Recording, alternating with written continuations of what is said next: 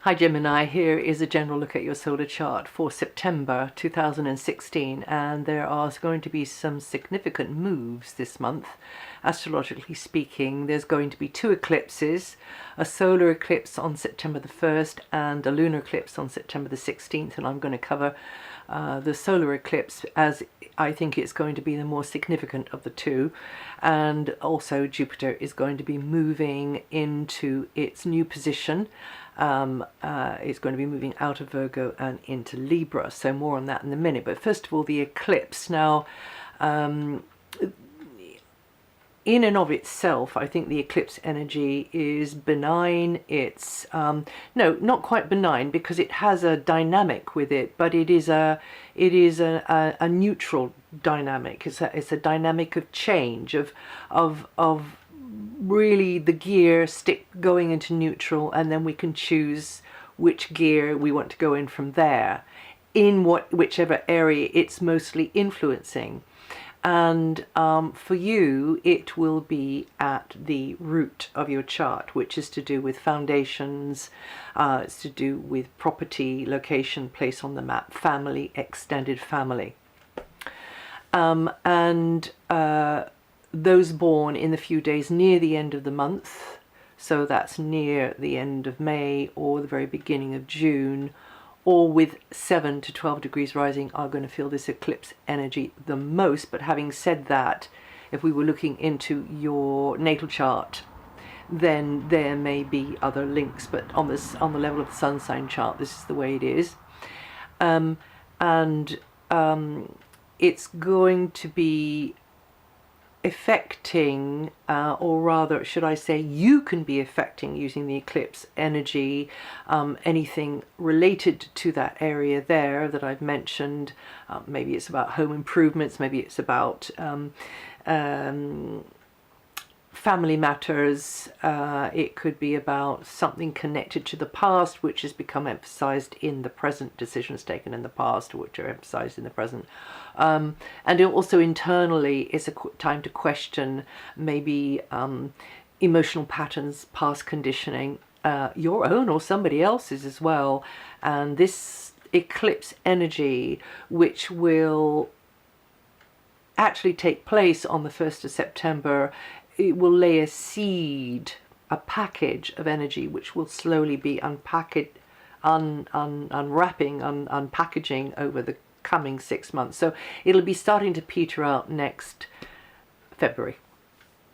Okay, now this eclipse has got baggage with it, because there are some flies in the ointment with this rather neutral, dynamic, clean eclipse energy, in the shape of Neptune, which it opposes, and Mars, Saturn, which it is at a right angle to. So that makes in general sort of a T shape, or I could call it a working triangle. So this eclipse has got a lot of tension in it, a lot of heat, and potentially conflict. And of course this eclipse is in our skies and covers the whole of our world. It's not just about in your chart. So that's the place it's happening in your chart. But in general, it might mean that the confusion of Neptune, which I spoke about last month, I did as part of the videos, and also a separate video I think last month on Saturn Neptune, explaining how Saturn Neptune has been a dynamic configuration in our skies over June, July, August, September in particular. And it denies us clarity. It denies us the ability to make an informed decision. And this was unfortunate from the point of view of the vote to leave the European Union in the UK, because there wasn't the clear, solid information there. Things weren't laid out in a simple, informative kind of a way. And there was a lot of misleading information around, and a lot of emotional reaction going on there, not just about the information on the table, but about historical stuff.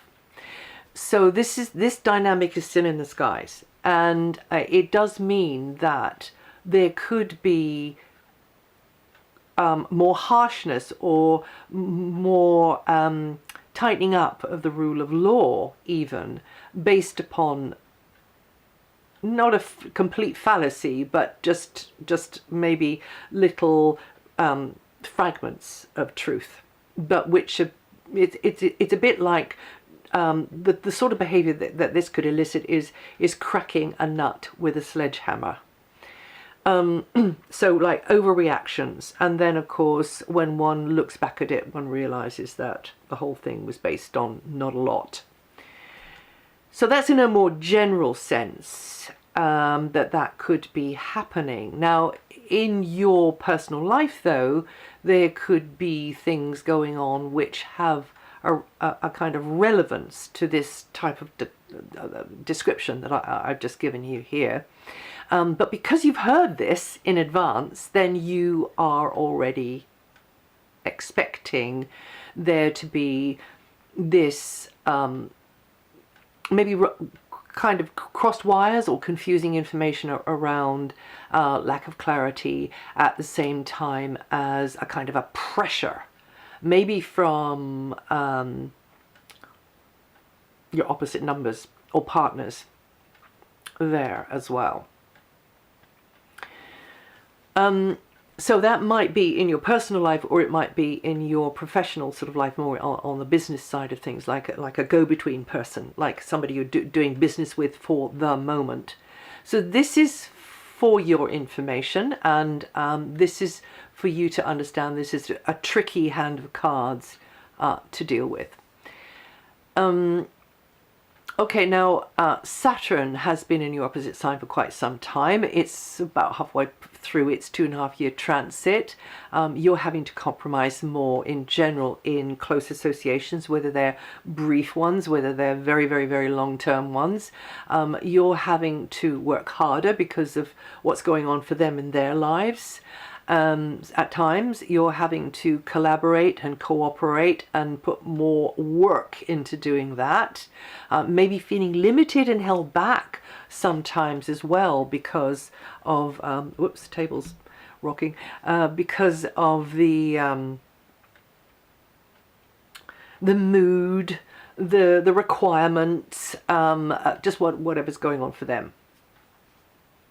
And it can actually mean a breakup in some relationships, whether that's business or personal or professional, because it's worn so thin already, it just cannot take the Saturn stress testing, you know, Maxwell's silver hammer, bang. So that'll create a split, and that is where this Saturnian energy cannot actually, you know, narrow things or make things seem so intolerable and so untenable that something's got to give, sort of thing. On the other hand, the way it works with something which is growing and strengthening is that it grows it and strengthens it more through adversity. So and challenge, just challenge. Now some people are really, really up for the challenge of what's going on. So, you know, it's not necessarily a bad thing. It's not necessarily a bad thing. And another way this can be made more solid, this area here, either because it's ossified and fossilized and then it just crumbles, or because it's full of life, like a growing tree, and it's getting sort of growing and widening and broadening and getting stronger, is that some people actually tie the knot. You know, they formalize a relationship in some way through a contract or a marriage or whatever it is. Now, there is something else going on with this eclipse, and I will try to, if I have time, make a separate video about it. Because if you don't have any important points or planets or the sun near to the degrees of the eclipse, or indeed Mars, Saturn, Neptune, then you might, the only way you feel it is indirectly by looking around you and seeing what's coming through the news and what you can see, you know, in the streets every day. and the general sort of attitude and the mood.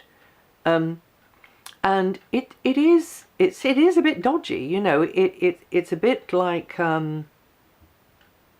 getting pushed to the edge on certain things, and the proverbial straw that breaks the camel's back, that sort of thing.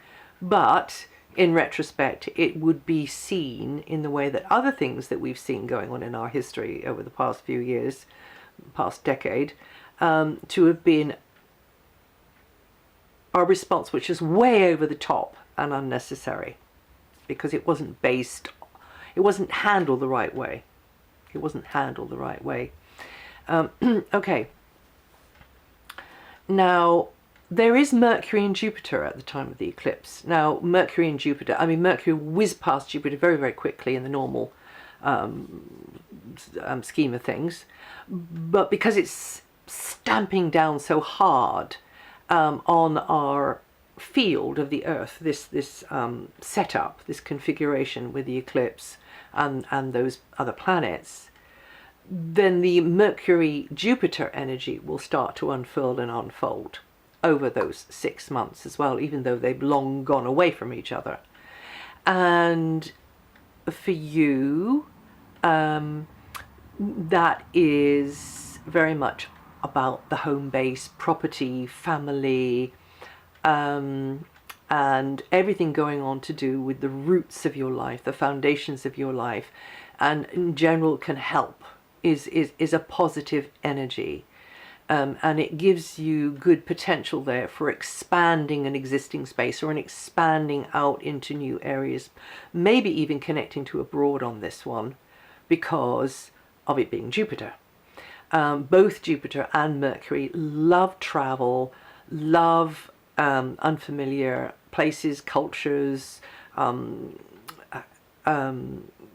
fields of knowledge, ideologies, philosophies, and they just adore to communicate, so communicate physically but through travel as well. And it's a great time for expansion in those sorts of areas there. And there might be newcomers into the family or extended family, and that's the general sort of gig for Jupiter going through that area there.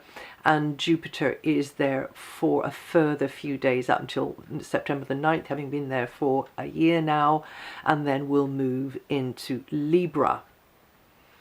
You Geminians, by the way, born the 17th of June or with from 27 degrees rising, from the 17th of June onwards, or with from 27 degrees rising, going to feel that energy the most this month of Jupiter. I'll get back to where Jupiter's moving to in a moment. Just mention that the Sun is lighting up the roots of your life, Mercury is lighting up the roots of your life and property, etc. Venus is in a very playful area. It's an area connected to children, young people, romance, for some of you, leisure, pleasure, feeling empowered by doing certain things, feeling unspontaneous and unself-conscious, but also if it's work for you, then getting a lot back from that as well. And then from the 24th, Venus goes into a more practical area where you may feel like you and another are teaming up to do repairs, maintenance, or sort of a job, or maybe it's about health as well.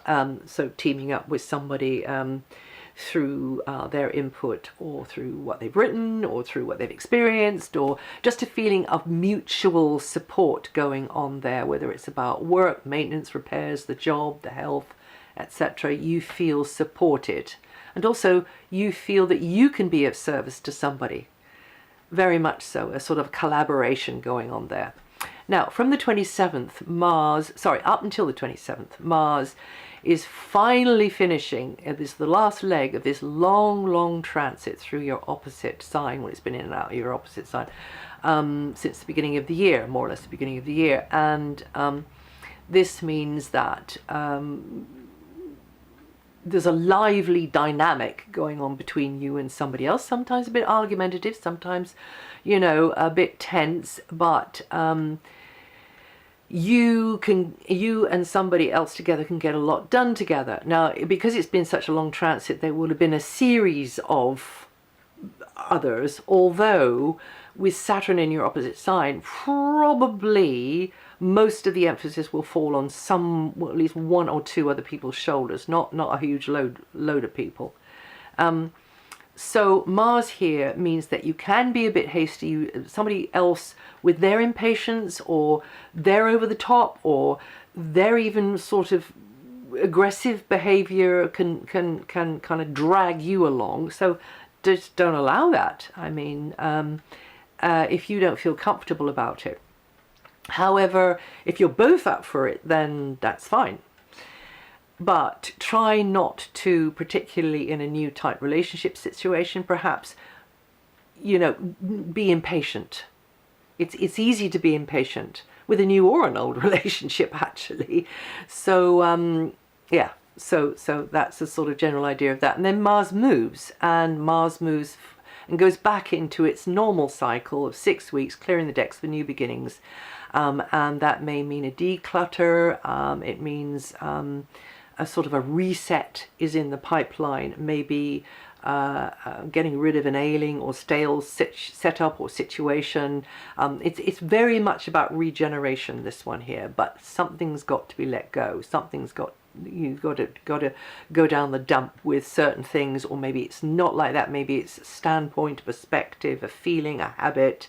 It might be a little bit of a mixture, but it also can mean more intense involvement with another as well, and maybe having to be a bit secretive, be a bit like keeping the cards close to the chest, yeah, weighing stuff up like that. The Sun moves on the 23rd into a more extrovert sort of area. It's more up your street, Gemini, and you can be more involved in an artistic way maybe, or an entertainment orientated sort of way, romantic way, leisure, pleasure, children, young people, young energy way. So that's all good stuff. Now Jupiter does move on the 9th into Libra, putting Jupiter into a very good angle. I mean, a very good angle to your sun sign for the coming 12 months. And that will very positively influence you if you let it. This is a time when you tend to be more appreciated for yourself. In a playful or romantic sort of a way. This transit could encourage a more spontaneous or even self-indulgent energy, because you tend to get put center stage more than you're used to, perhaps. It's very good for new enterprises, this position here. You may feel more in the mood to take a little risk or a gamble on love or on something, because it can be about a project, you know, or an enterprise of some kind. And you will grow through accessing creative or leisure activities, entertainment type activities, which help you learn and grow. You Geminians born in the first few days of your sign, or the last few days of your sign, or up to 6 degrees rising, are going to feel this energy the most. And then a quick mention of a Neptune in your career area, meaning that you have to put yourself out more in a selfless kind of a way in the area of career now, being more the facilitator, the supporter, and you know, the ego here doesn't really get a look in very much. You Geminians born the 29th of May to the 2nd of June with 9 to 12 degrees rising, and feel that energy the most. And that's it from me. If you know your rising sign, your moon sign, listen to that, but also check out the writing if you want to on DianaGarland.com. And I'll see you the next time.